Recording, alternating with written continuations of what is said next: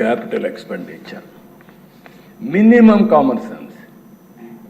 సంపద సృష్టిస్తే ఆదాయం పెరుగుతుంది, ఆదాయం పెరిగితే మళ్ళా సంక్షేమ కార్యక్రమాలు ఇస్తాం. ఎక్కడ దానికి తిలోదకాలు ఇచ్చి కడాన క్యాపిటల్ ఎక్స్పెండిచర్ మొత్తం తగ్గించే పరిస్థితికి వచ్చారు. దానివల్ల రాష్ట్రంలో మీరు చూస్తే అన్ని రోడ్లు గుంతలు పడిపోయాయి. ప్రతి సంవత్సరం వర్షాకాలం వస్తే, ఎండాకాలం వస్తే ట్రోలింగ్స్ మొదలు పెట్టేవాళ్ళు. కానీ ఎప్పుడు కూడా ఒక్క రూపాయి ఖర్చు పెట్టకుండా 5 సంవత్సరాలు అదే మరి గడిపే పరిస్థితికి వచ్చారంటే చాలా బాధాకరం అధ్యక్ష. కడాన అధ్యక్ష 9,74,000 కోట్ల రూపాయలకు అప్పులన్నీ కూడా ఇప్పుడు తేలాయి. ఇంకా ఎక్కడెక్కడున్నాయో మాకు తెలియదు.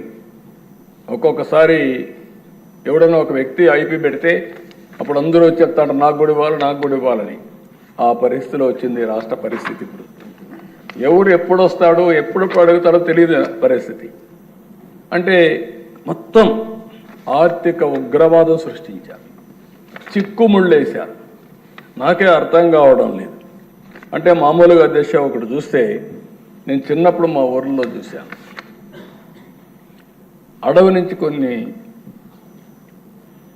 అడవి పందులు వస్తాయి, తిన్నంతా తింటాయి, మొత్తం వేరుశనగంతా పంట నాశనం చేసి వెళ్ళిపోతుంది. అది తినేది 10% అయితే 90% పంట నాశనం చేసి అని మళ్ళా వెళుతుంది. అదే మరి రాష్ట్రంలో జరిగింది. నేను దీంట్లో అది చూసినప్పుడతో నాకు అనిపించేది, అప్పుడు అనేవాడు ఈ అడవి పందులు వస్తాయి జాగ్రత్తగా ఉండని. అడవి పందులు ఇక్కడ ఎక్కువ. ఆ అడవి పందుల కంటే అవకాశాలు కూడా పోయాయి. అక్కడ మళ్ళా పంట వేసుకునే అవకాశం ఉండేది, ఇప్పుడు పంట వేసుకోవడానికి కూడా అవకాశం లేని పరిస్థితి. బ్రాండ్ పోయింది, మళ్ళీ మన దగ్గర డబ్బులు లేవు, పెట్టుబడులు పెట్టాలంటే సమస్య. మామూలు కాదు అధ్యక్ష, ఇలాంటి జరిగే పరిస్థితికి వచ్చింది.